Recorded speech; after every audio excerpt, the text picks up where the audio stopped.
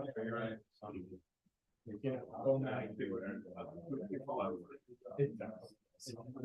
This weekend. Yeah, and then I'm glad I did, because now it's worth 3 times what I paid for. Yeah, you had told me that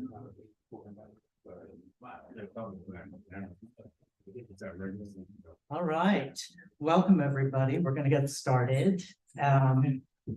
Welcome to this reading with Dale Corvino and Michael Bullock. And my name is Greg Newton. I am co-founder of the Bureau of General Services Queer Division, along with my partner, Donnie Jokum. And we are helped out tonight by Ayel Kuebi. Bonita, I don't know why I said Ayel. Bonita, who is our intern for the fall. And it's been making my life much easier. So thank you, Bonita. The Bureau is an all-volunteer organization, as you all likely know, so we're always asking for money. But we also say, give what you can, if you can. So there's change in the bag. We have a suggested donation of $10, and if you'd rather support us by buying books, that is a wonderful thing to do, and we encourage you to do so. But if you have some extra cash and you can throw it in there, much appreciated. You can also make a donation by Venmo at BGSQD. So those of you online, you can do it that way too. Before I introduce our readers, I wanted to read a land acknowledgement. So the Bureau acknowledges that our organization operates on the unceded land of the Munsee Lenape. We encourage you to join the Bureau in signing up to make a monthly donation to the American Indian Community Houses Mannahatta Fund. The Mannahatta Fund, according to its website, is an invitation to all settlers and non-native people who wish to acknowledge the legacy of theft and genocide that comprise the history of New York City and the United States. And you can find out more at mannahattafund.org, not the Manhattan Project, very different. We also want to recognize that at this very moment, the ongoing genocide of the Palestinian people by the state of Israel is actively supported by our government with our tax dollars. We hope that you will join us in calling for a ceasefire and the swift delivery of food, water, medicine, and fuel to the people of Gaza. And please turn your phones on. All right. So Michael Bullock is a Brooklyn-based writer, editor, and political organizer. He's the author of Roman Catholic Jacuzzi, 2012, and the editor of Peter Berlin, Artist, Icon, Photosexual from 2019. In 2020, he founded the political crowdfunding platform weeklysenator.org, of which he is the director. Bullock also holds the position of associate publisher for Pinup Magazine and contributing editor for Apartamento. A 2021 Lambda Literary Emerging Fellow in Nonfiction, Dale Corvino, found his confessional voice at the East Village Queer Underground Literary Salon, Dean Johnson's Reading for Filth, recounting his youth as an object of longing and later interactions with sex work. In 2018, he won the Gertrude Press Fiction Contest, judged by Whiting Award recipient Brontes Purnell. Recent nonfiction includes a profile of Chilean writer Pedro Lemebel, good enough, for the Gay and Lesbian Review, an essay on queer longing in the digital era for Matt Keegan's 1996, and a chapter on sex worker representation for the 2021 Rutledge Handbook of Male Sex Work, Culture, and Society. Please give them both a very warm welcome. Thank you. All right.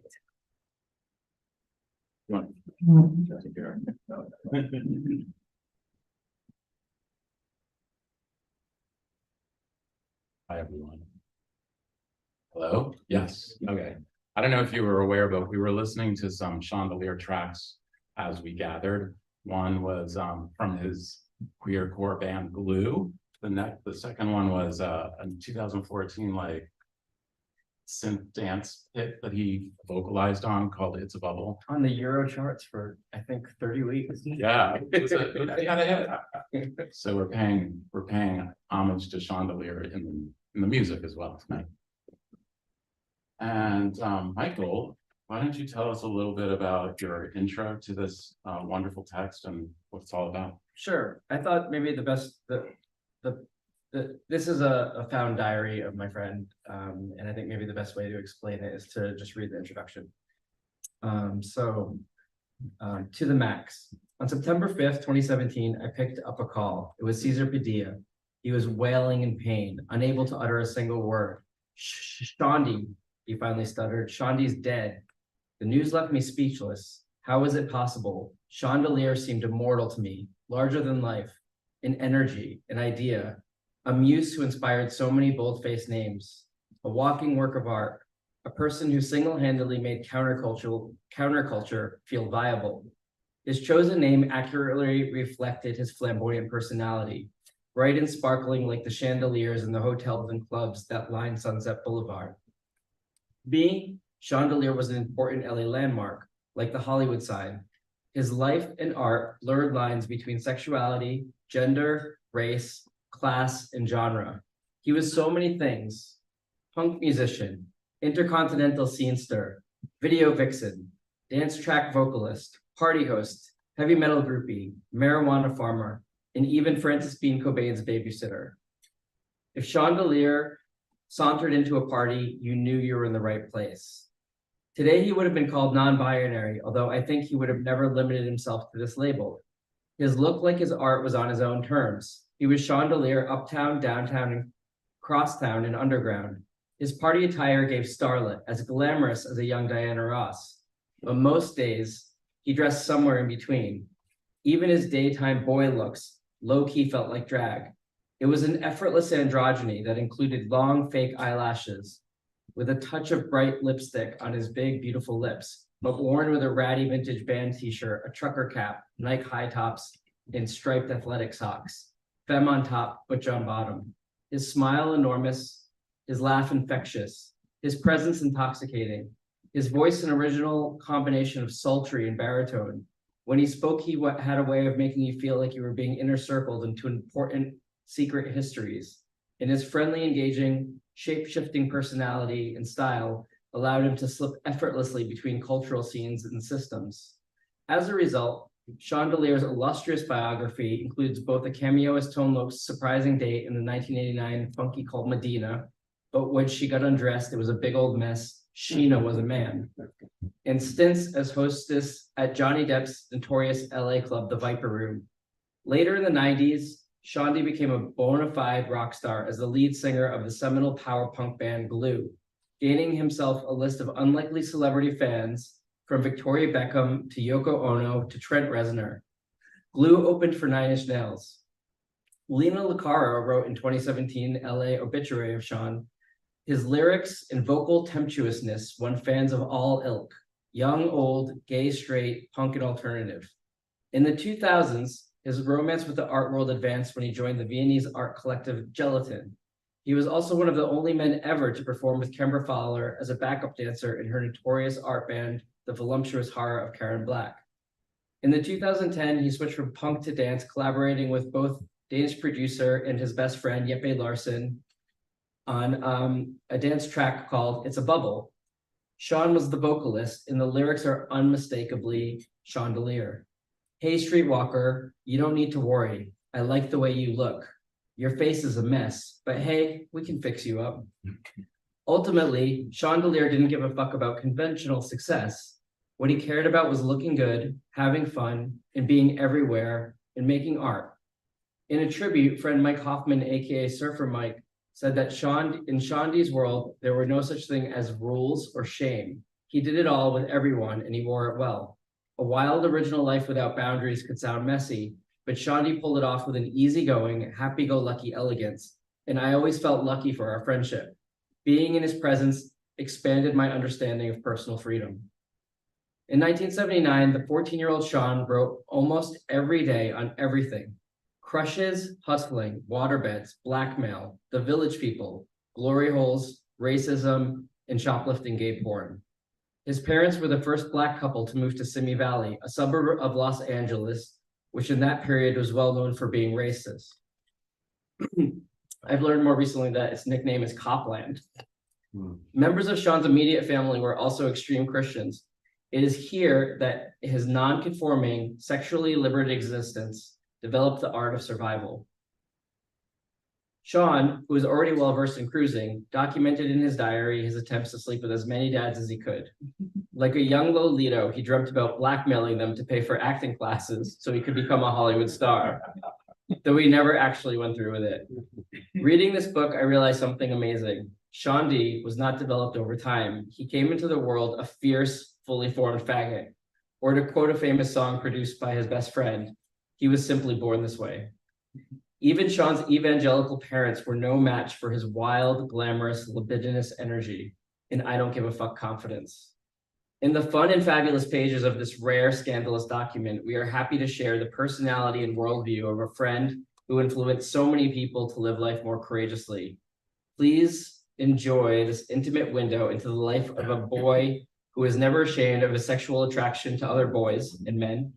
Somehow, right from the start, against great odds, Sean DeLear always saw his sexuality as a great gift to be enjoyed, in the words of his diary, to the max.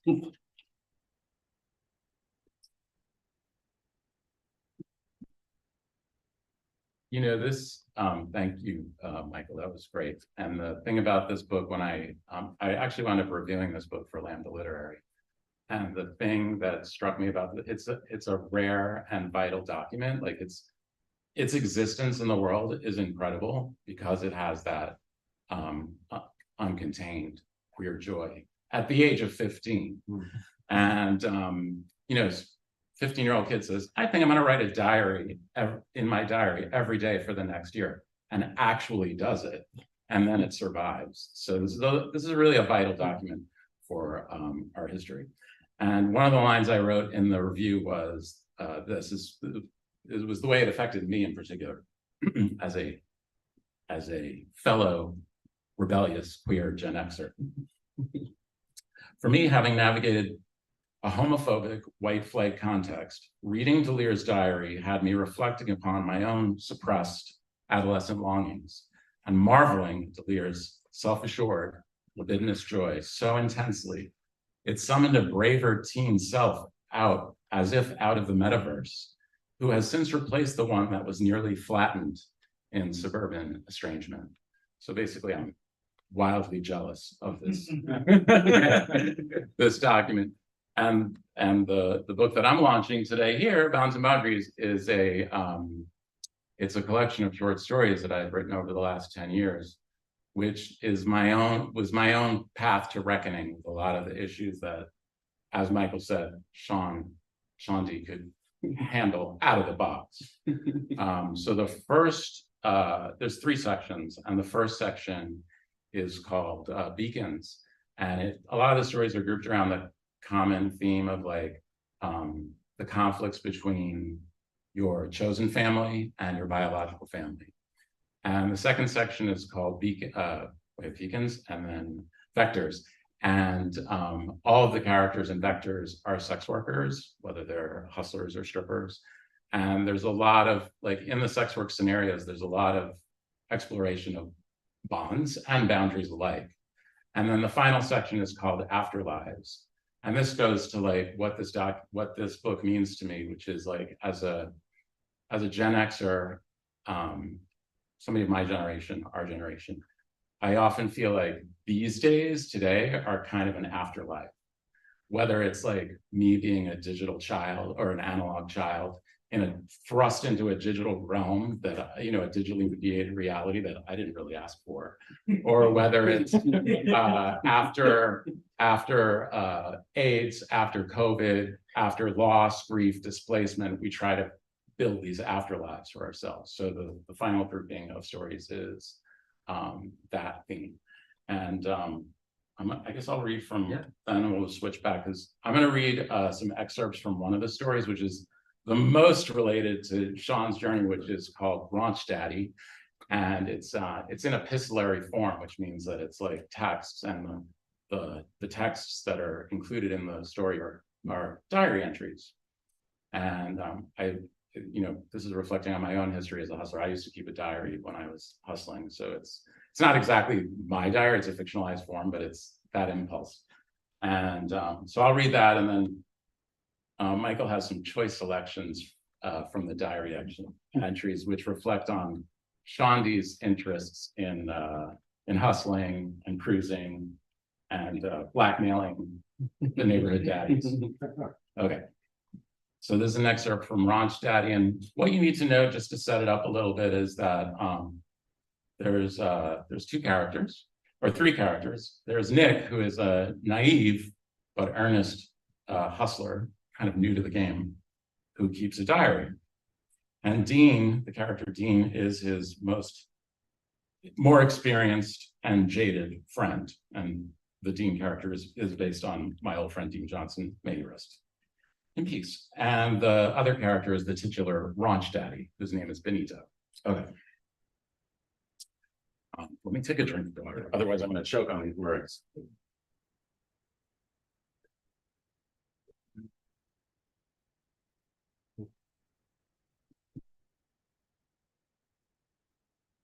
All right, that's better.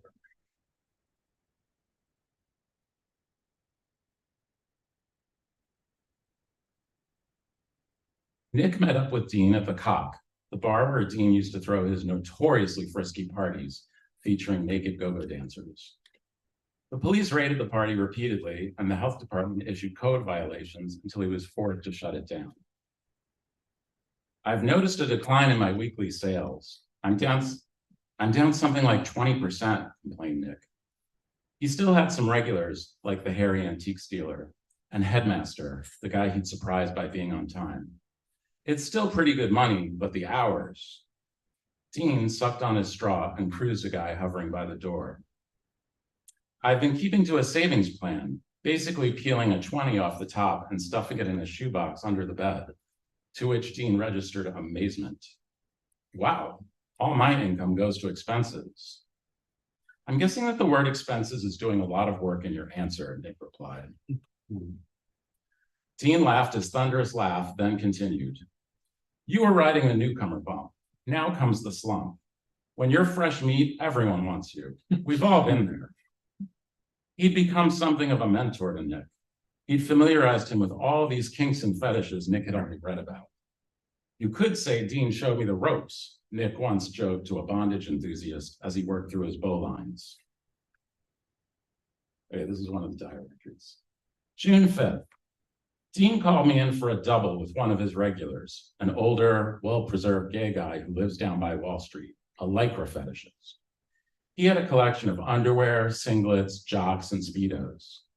As we tried the items on, he got more excited. We wound up in used jocks, smoking cigarettes, playing into this fantasy of a couple of horny bros hanging out after a game.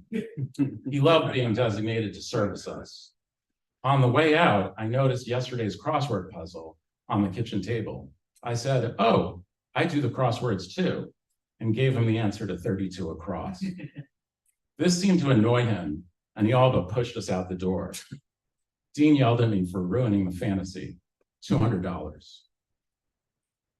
Dean's call interrupted Nick's afternoon sleep.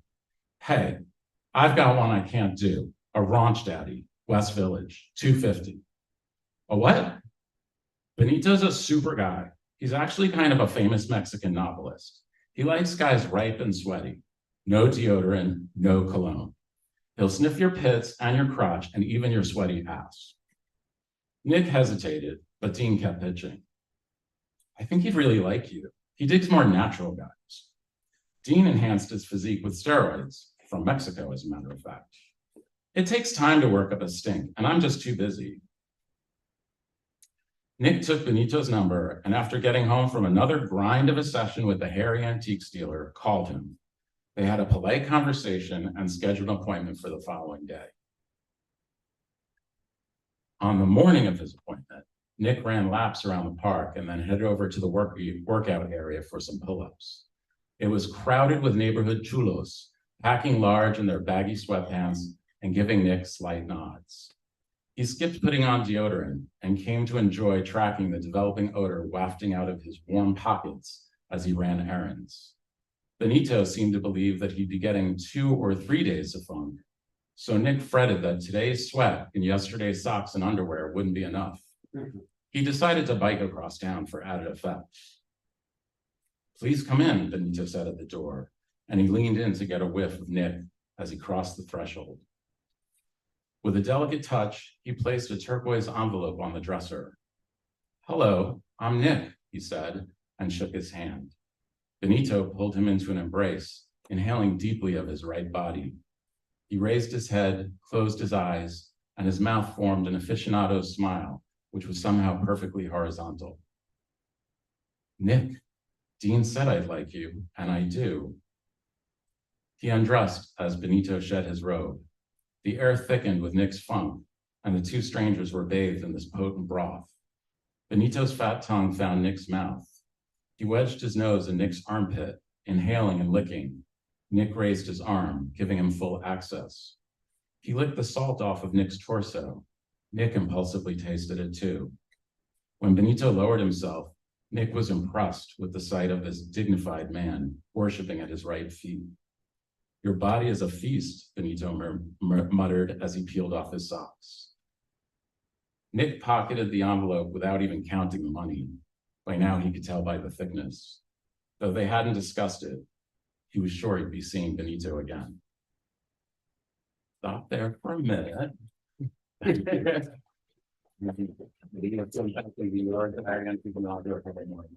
Sure. Yeah. Yeah, maybe I'll just start with the first one so you get the idea, and then I'll jump to some of the ones that relate best to what Dale just read.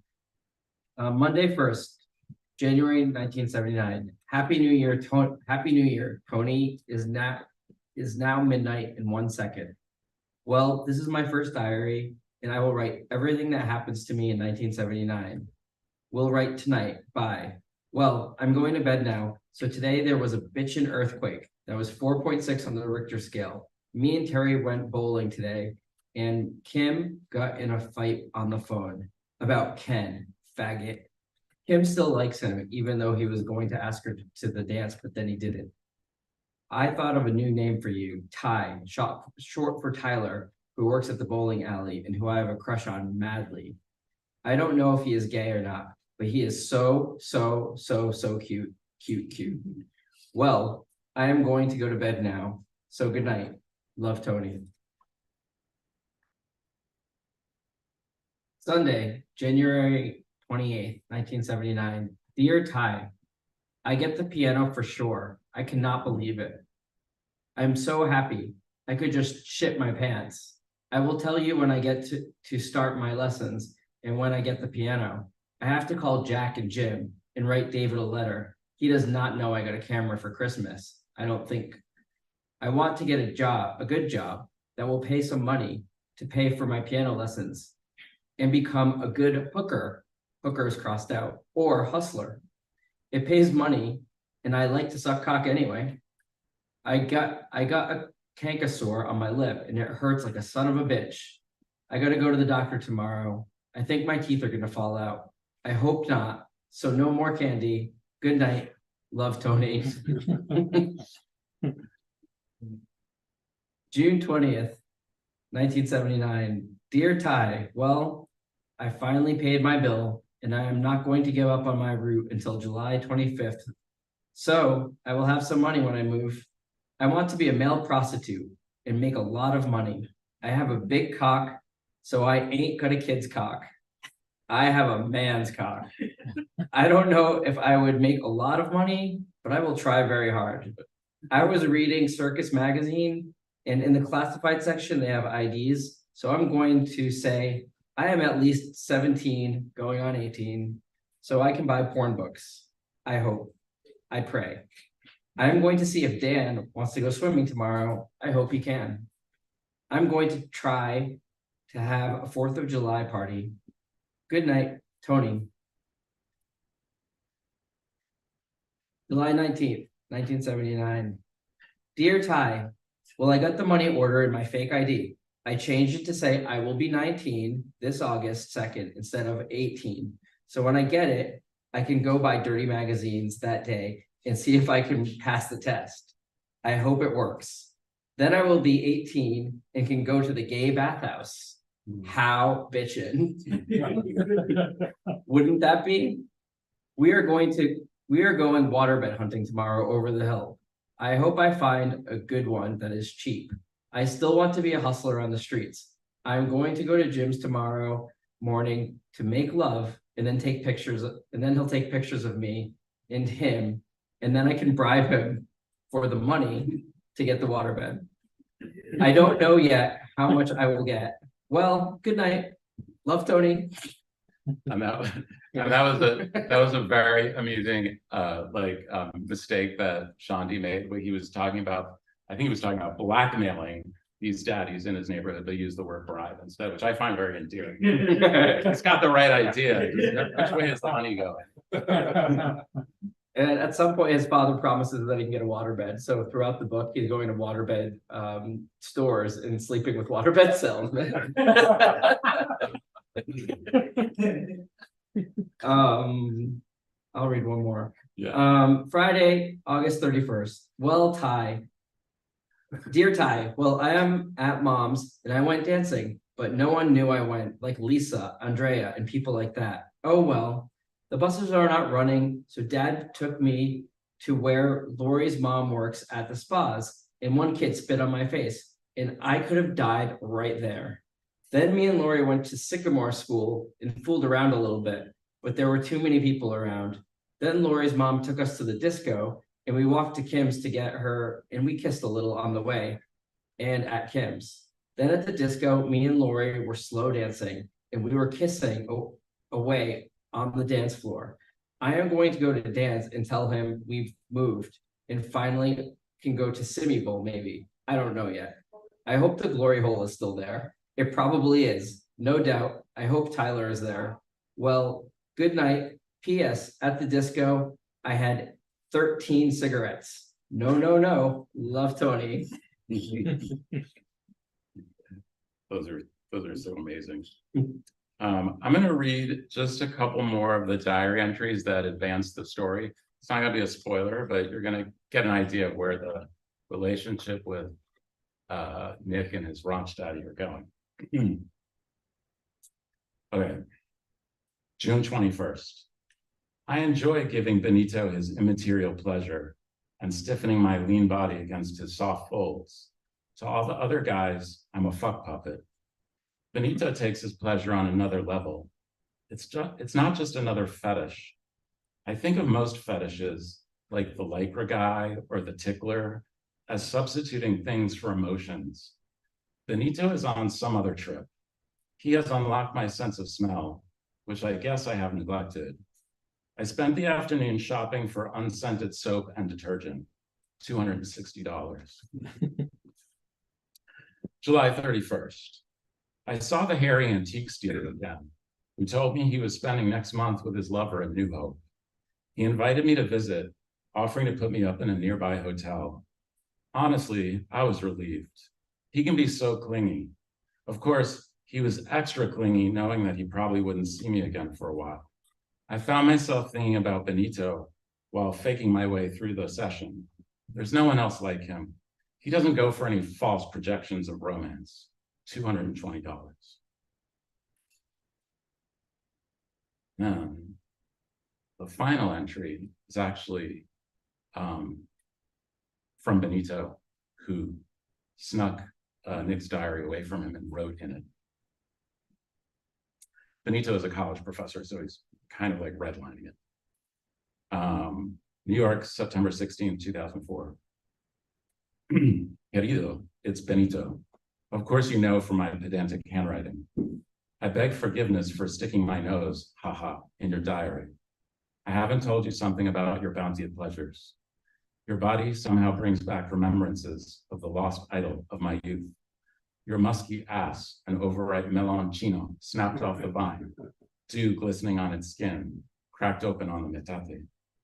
Your underarms, the neighbor's brick chimneys, commingling and thickening flavors of fruit and legume and pepita on their hearths, an alchemy of passion and earth. The touch of your pampered fingers, that of my tutor, a boy just a few years older than me, who was later murdered by Los Halcones.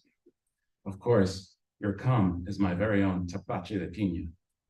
How I long for our unholy acts from my patio in Coyoacan. All is illusion except your odor, gringuito. Let me also remind you that it is quite inconvenient, giving my populist and anti-imperialist leanings, to be so enraptured by your capitalist body. You dominate me completely without raising a hand, yet here I am colonizing your pages. Sometimes when I grade my students' compositions, I hide lurid suggestions in the commentary. I will not return. The university has declined to renew my appointment. I suspect they have capitulated to pressure coming from the El Encino melodrama. It's a small price to pay for defending our democracy, such as it is. Please stay in the apartment and maintain the plantitas. Benny. So that's the final entry for Ranch Daddy. So thank you. You want to have one more? Sure, yeah. All right. This is from 1980. Dear Alan, I know I don't write anymore, but I will start now. How can I write a book if I don't know what's happening?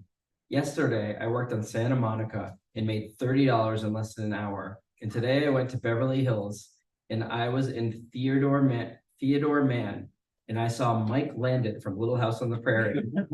And he kept staring at me. He is so gorgeous. And I think he was trying to pick me up, but I blew it real bad. I thought he was married, but he must have just broke up with his wife.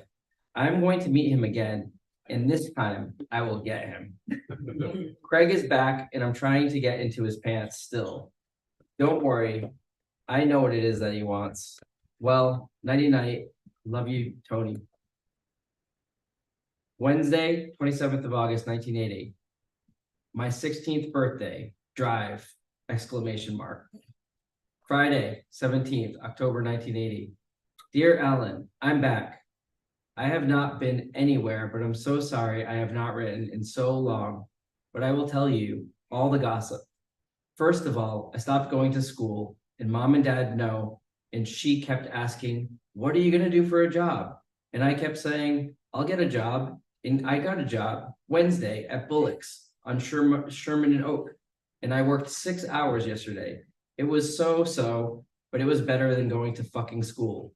Know what else happened? Granddaddy had a smoke, and a week later, he died. And Mom was a wreck, but she is over it more now. Last week, Dad went up north, and me and my mom stayed at his house, and she told me I could not go out, and I did anyway, and left a note. But little did I know, Dad would be there when I got home.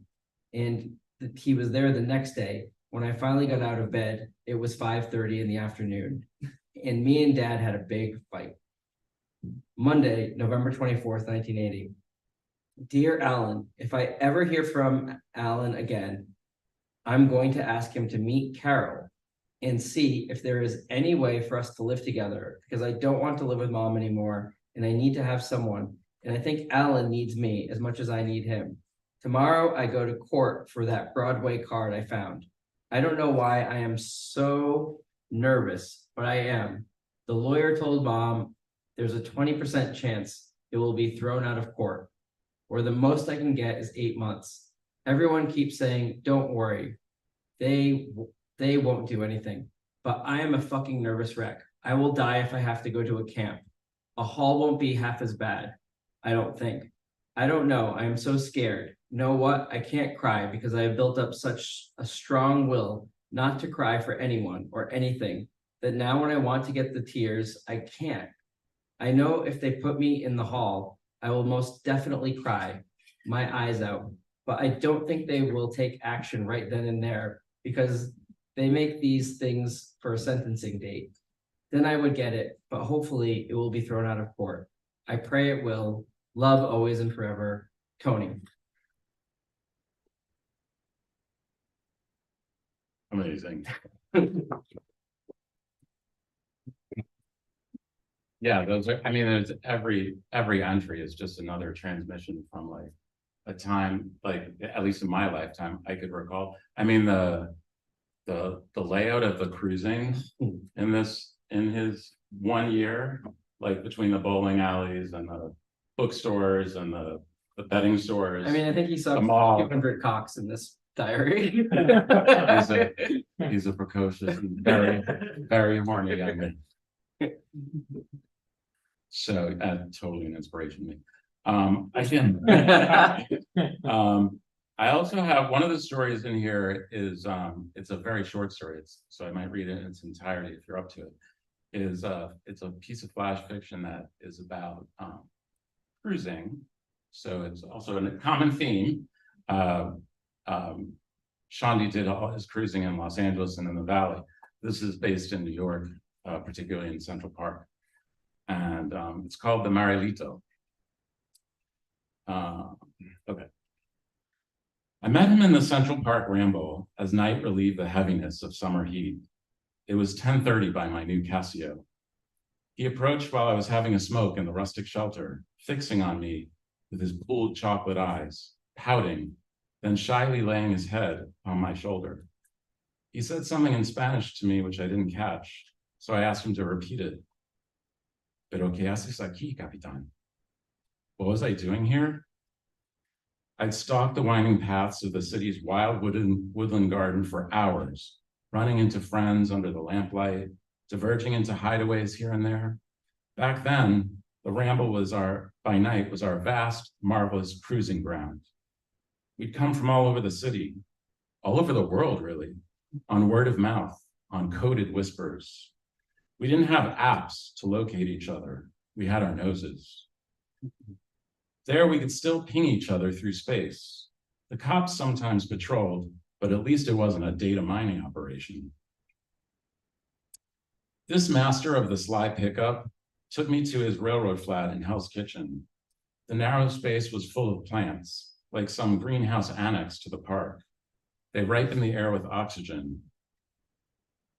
Most welcome after climbing all those stairs, and seemed to spread as I waited by the door while he moved some bags off the bed. When he told me he was from Havana, I asked when he'd arrived. His answer, 1980, prompted me to tell him about my high school obsession with Blondie. I tried to explain the battle between disco and rock, how I'd been called faggot for liking the band, but the story didn't seem to land. He began telling me his story, his passage on the Mariel boat lift, a flotilla of undesirables, reluctantly at first, mainly to put a stop to my nervous chatter. I was sent to prison for falling in love with a classmate. Fausto had the head of a puma, and he loved me back. His mother reported me for corrupting her son. That's what I heard. He was only a little younger. His skin was lighter than mine. We say, un jabao lindo. We never did anything but kiss. He kissed me chastely to demonstrate their intimacy. He blinked slowly so his long lashes brushed my cheeks. That was our sex. I took his head in my hands, my fingers rummaging through his soft brown curls. I thought we'd kiss again, but he had more to say. The prison was full of homosexuals, Capitan. We remade a whole society for ourselves, one little act of flamboyance at a time. It was our currency. After my release, I heard about the asylum seekers. It was Fausto's uncle who drove me to the Peruvian embassy and bribed the guard. I never saw Fausto again. He slipped from my hold to prepare some tea from his mint plant. We talked until the air shaft glowed with soft dawn and the neighbor turned on her radio. We fucked tenderly, our percussion keeping time with the music. And after, he offered me breakfast. As I took the last bite of toast, dipped in café con leche the way he insisted, he whispered to a plant with dark leaves and pink flowers. He caught me looking. She is Adelpha, my faithful companion here in La Yuma. That's what Cubans say, but I prefer the name my Mexican brothers give it, Gringolandia.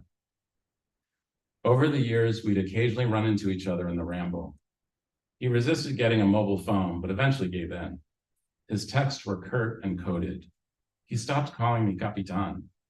You once reminded me of Ahab and Moby Dick, but not anymore. He'd watched the film as a child at a contraband screening. I did have unruly hair and a beard back then. Instead, he switched to calling me Puma. Puma, do you still have your hair? Puma, I have nothing here but my sorrow.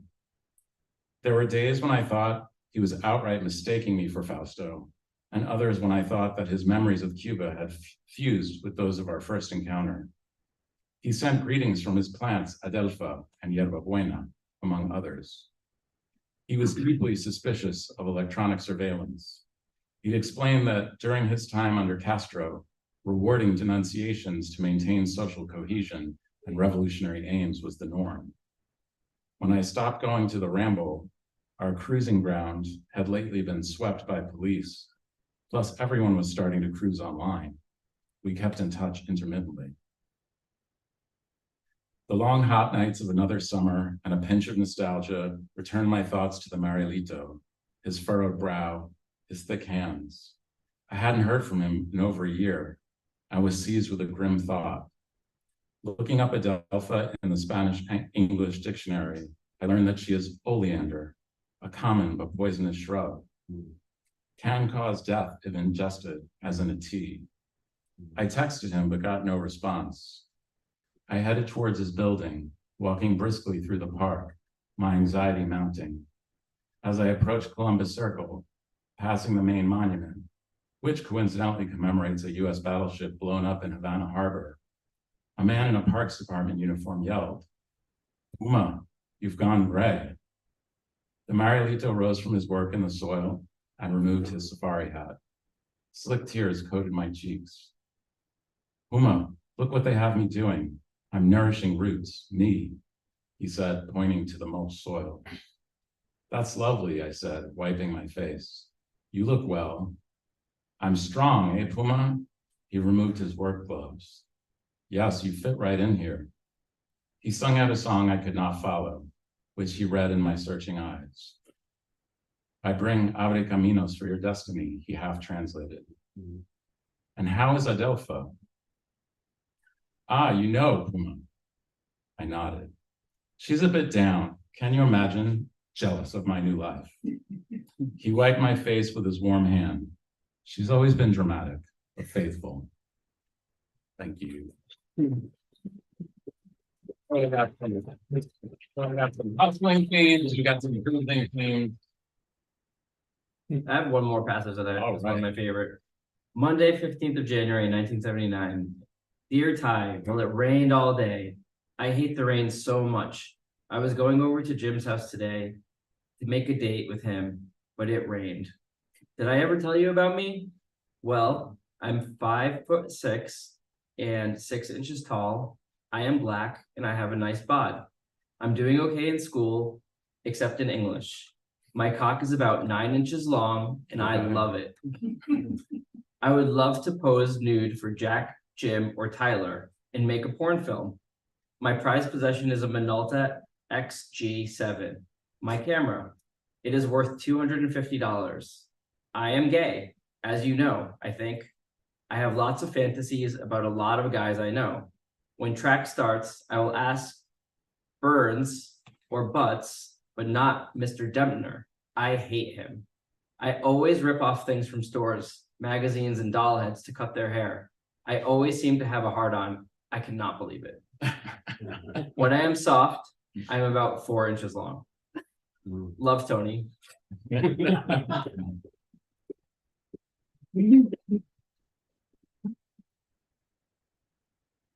So, yeah, I mean, you picked all the juicy passages for this reading. So do we have any, we can open it up to some questions if anyone has any questions about either work. Yes, Joe. The balance of your reading and your readings were a compliment to each Oh. other, because your readings sounded like sparks from an electrical fire. Your readings sounded like a rolling river.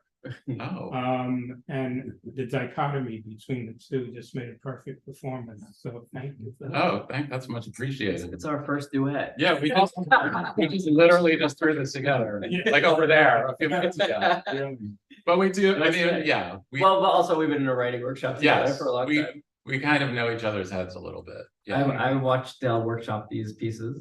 that's true. Mhm. And yeah, and as I mentioned, I reviewed this fabulous book for Land Literary. I think I was actually the one who's found out that Simi Valley was called Copland. Oh, yeah. Yeah, Thank you. so you learned that from me. Any other questions? The compliment was fabulous, but yeah, thank you so much. Any other questions in the back? Yes. I haven't read either of the books yet, and I can't wait. Oh, thank But you. I have a question for you, Nate. Yeah. I read that you're a co-editor of that book. Uh-huh. What did you edit out that we don't? I mean, so I guess I'm more like the steward of the text, we found the text, we read it, and we read it as like a way to like have a kind of memorial for our friend, and then we realized that it was like just completely relevant in so many ways to everything that is happening right now, even though it was written in 1979.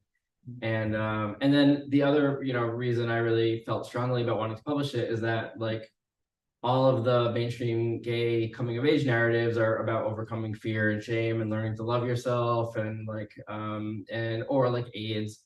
And this was the first thing that I ever read that was like someone that's 14 that's just like, being gay is fucking awesome. I'm having the time of my life. I am so like, at some point he says like he gets a girlfriend, as you could tell in one of the passages, and he's like, I hope the gay part never goes away because that's what's special about me.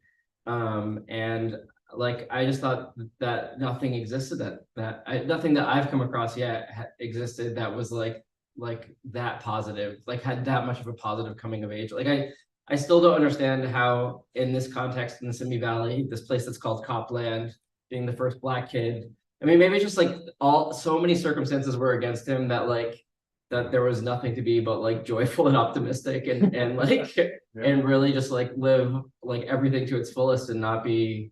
I mean, I just thought it was just an amazing example of like what attitude can do when you're faced with horrible circumstances. To answer your question, I'm more like the steward of the text, but we did make decisions about editing that were like how it should be packaged, how it should be laid out, like who should be involved. Brontes Purnell wrote the foreword, which was like amazing. Like we asked him to write it because he's a Black punk musician that writes a lot about gay sex. And when he turned in his essay, I didn't realize that like he had met Sean when he was in his early 20s, and Sean kind of gave him permission that to see someone that could live like their whole life as a gay punk, and kind of like was kind of a mentor figure for him. And when we were publishing it with a few other, like there was another publisher that said yes, and then they declined. And then I was reading a few things from Semiotext that were like the Gilliam Deston book, which is an incredible book. Like it's this 90s, this judge that was contracted HIV in the 90s, and he quit being a judge and then just decided to write live out his wildest sexual adventures. And so I was reading that book and I thought like, oh wow, Semiotext would be the best publisher for this. And my co-editor, Caesar, who grew up with Sean, was like, oh, I've known Semiotext since the 90s. And we sent the diary to Eddie, and we had a book contract in 3 days. Yeah, I mean, there was one part that we did, like, there was one thing that we edited out that was like, the only thing that we thought was like on the line was that he did, like, so most of the edits we decided like everything should exist as it is, except for clarity. If it was confusing, we just made it look like the misspelling is all there, like all of it adds to the character of a 14-year-old. But yeah, there was one scene where like a dad picked him up and like they gave each other blowjobs with the kid in the backseat, and it was like the one maybe too far. Yeah. I mean, actually, yeah, I mean, he's 14 in this, and he is having sex with a lot of adults, which is like a pretty and actually there's been all the press that we've gotten, there's been no negative feedback about that, like, which is kind of incredible. But I mean, I think it was also another reason I wanted to publish the book, is that like it felt really true to my experience and most gay people that I know's experience of like, figuring out their sexuality by having sex with people that are much older when they're underage. And I think it's something that like, it's illegal and it's wrong for the adult legally. And especially in the current climate that we're in, right? Like to give a teen to publish a book in which a teen boy has full agency over his queer sexuality is a bit, it's against all that very bougie, like coddling and fetishizing and objectifying and panicking about teen sexuality and teen agency. So that takes a brave kind of press to do in this climate. Yeah, no, I think like it would be hard to advocate for these issues as an adult, but I think it's a very different situation to publish it from his perspective while he was experiencing it in real time in this period. I think it's because you're not advocating for pedophiles, because we do have to address that in our community. Even though we all grew up and had that young man's experience I did when I was listening to you read it, I'm like, oh shit, I was at the pier. Yeah. I I mean, I think it's pederastic. It's not nothing in the book is pedophilic. But they're older than him. Yeah, for sure. And so it's still grown man, it's still pedophilia. And I don't care what it is, because I've been doing it myself. Yeah. And it's like I was listening to him, a young man of color, going to the pier, because that's all I knew where gay people was, right? Yeah. And so I think we still have to address that as a community, as a collective. And I think the old gay men have grew up out of it, because we know that it can be traumatizing. Yeah. Right. Even though we love to hear that young man's voice, because I love to hear it, because it's his experience, it's his autonomy, and he deserves a right to be heard and for his story to be told. Yeah. Yeah. And it's important in that conversation. In this situation. Yeah, and it's important, but it's also important in that conversation to acknowledge Shondi's agency in his sexual adventures. Yeah, right. So even if we're looking at it through the lens of legality and harm, it's something to consider that is not always considered. Well, yeah. I mean, I think it also is just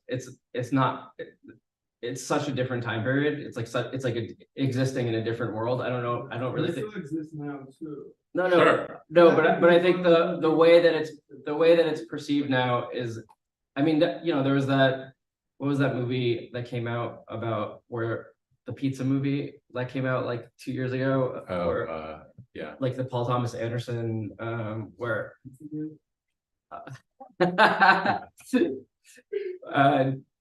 no, but the book I read was B-Boy Blues. Sure. But I would have loved to have his book to read. Yeah. When I was, 16, coming out 17, yeah. High school, went to the theater and stuff like that. It's always good to read it, but it's also not I've been through it. And I'm 45 now. Yeah. It's just always like I look at how many little gay brother and it just frightens me. And even though I don't tell me anything, because I've been through it all. But I still want to have his agency, but I also don't want him to retake him to have a job. Yeah. And stuff. And that's not just because he's my little big brother. He's 25. But he's a big but yeah, I wish I had that. Yeah, B-Boy Blues is good, but it wasn't like that. I don't know that one. Yeah. I'll check it out. No, I mean, I felt the same. I really felt like I wish I had come across a text like this when I was a teenager, because I would. Yeah. Watching her too, some new stuff, and I don't know, for me, I sense like, because I've been through it, I can sense like some like fear and uncertainty, but it's fun, it's new, it's adventurous, and the attention. Yeah, but I can sense inside. And especially when you don't have anywhere around you.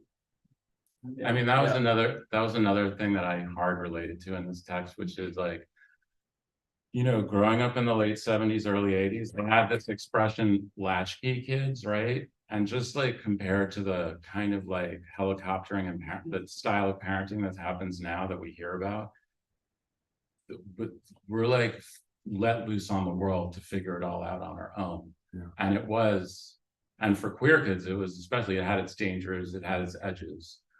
But I still think that in this conversation, it's important to not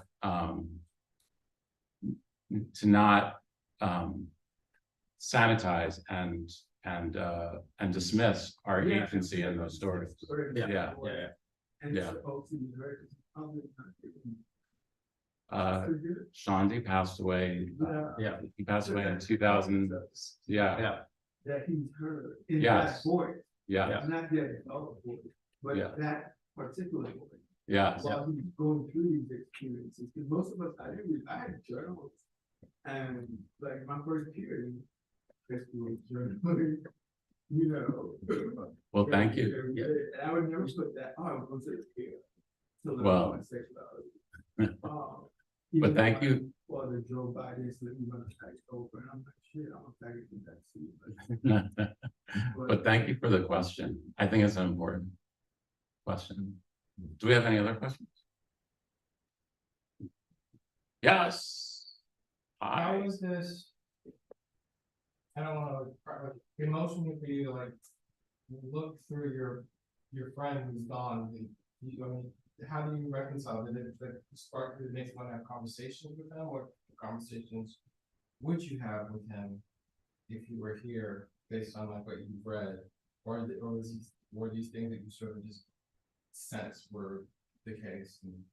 I mean, I think it's like he, in a way, like he's still kind of with me, still very present in my life, certainly. And then, but like, just to be able to like keep experiencing his actual personality and like the way he viewed the world and how he reacted in situations. It's like, it's really like keeping him alive. I mean, it really feels like, it's also very beautiful to be able to like, you know, have other people have that experience with him that didn't know him. That I talked about in the intro, where, you know, he really did expand my understanding of what freedom looked like. Because he really could effortlessly fit into all, like, he always had heavy metal, like, passes to Ozfest. He was like a heavy metal groupie, but he also was making dance music, and he was also in the art world. Like, it's like the kind of, he didn't compartmentalize things, and he kind of fluidly could slip into all these different, he felt very, very, he kind of, you know, he grew up in Hollywood, and he like carried himself like a star, and like kind of fit into every situation, and people also treated him like a star in a way, and but like a star that was like generous, and, you know, but like really like very strong presence in every room. And so yeah, it's amazing to be able to share this like unique, good personality and great attitude with a lot of people. Yeah. And, you know, I have a circle of friends in Los Angeles, and they all circulated around Shandi. So I've been hearing about this legend for years. And even when I was in LA recently for the launch at Stories, I did a panel with Cesar Padilla, the other co-author, and hung out with Surfer Mike, who's wild, a totally wild character to this day. And I think the thing that comes to mind is what Brontes said about Shandi, which is like the way he endeared himself to people that he encountered through all this, like this very non-linear thread of making art, whether it was music or drag or like Viper Room stints. It was that Brontes called him a mother, right? And I think it's like he is kind of our mother in this way, right? And at the same time, this is something I put in my review also, at the same time that Shandi was running around the Silver Lake Echo Park scene, you know, like turning out the party everywhere he went. In New York, there were house mothers who were forming houses, right?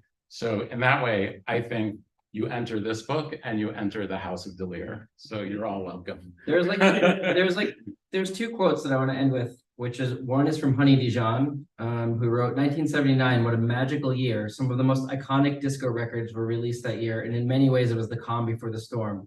Reading Chandelier's diary is like a reflection of a time of freedom, rebellion, sexual liberation, dance, and decadence through the eyes of an unapologetic Black queer artist who never let the restraints of others limit his lust for life, a truly transgressive spirit. But then also Rick Owens, who grew up with Sean, also said this. I remember those nights when I was young in LA, the smell of sweat and piss in grimy clubs, and a creature floating towards you that summed up the glamour and glory of it all. Like a young Diana Ross, Chandelier was all ferocity and vulnerability, singing all tomorrow's parties in a throaty croon and fluttering drugstore makeup eyelashes. These diaries finally give me the backstory.